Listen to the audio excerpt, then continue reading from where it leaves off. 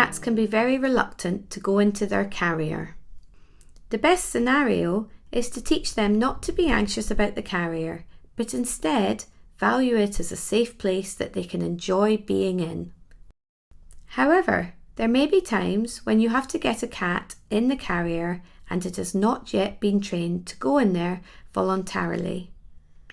There may also be particular occasions that a trained cat does not want to go in, for example, because of an injury or feeling unwell.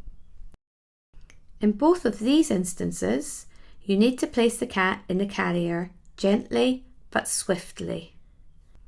Getting the cat successfully into the carrier first time round is important to keep the stress at a minimum for both the cat and for you. There are several ways you can do this. Before attempting to place the cat in the carrier, make sure it has some comfortable, familiar bedding in there. Spraying the bedding with synthetic facial pheromone Feliway Classic at least 15 minutes before it comes into contact with the cat will also help it sense the carrier as a safe and secure place to be. You can also place some food treats in the carrier which the cat may choose to eat once in. However, if the cat is going to the veterinary clinic and the vet has asked for food to be withheld and/or the cat suffers from travel sickness, it is best to omit the food treats.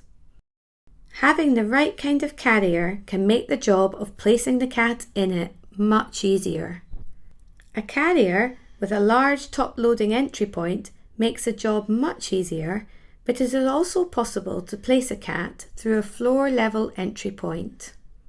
For top-loading carriers, make sure the lid is open before lifting the cat.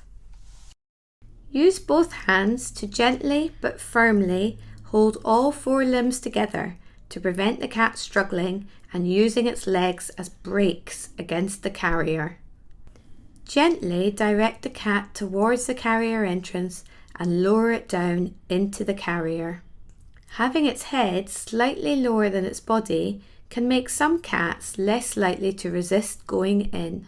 Also make sure the tail is carefully tucked into the carrier before attempting to close the door. This technique can be used with any top-loading carrier. For top-loading carriers with a larger opening, such as wire carriers, be careful that the cat does not attempt to jump straight back out. Keeping a hand over the opening as the lid is lowered can help prevent this. For carriers that only open at the front, a cat may be encouraged to go inside with some physical encouragement, especially if there's a food treat in there. Gently lift the front legs off the ground and direct into the carrier. With the other hand, place gentle but firm pressure at the rear end to guide the cat in. Some cats will resist this technique, and so posting such cats in backwards is often easier. It stops the cat using its feet as brakes against the side of the entrance of the carrier. Again, hold all 4 limbs and the tail. For cats that are really resistant to going in the carrier, wrapping them in a towel or blanket before placing them in the carrier can help control the limbs and prevent a struggle. Wrap the towel or blanket firmly around the front of the cat, holding it together behind the cat.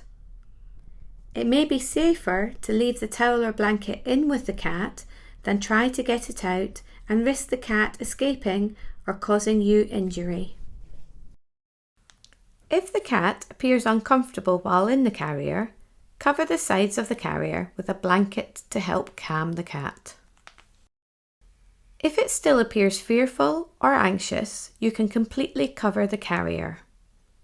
However, do not forget that training your cat to enjoy being in the carrier could avoid this situation entirely.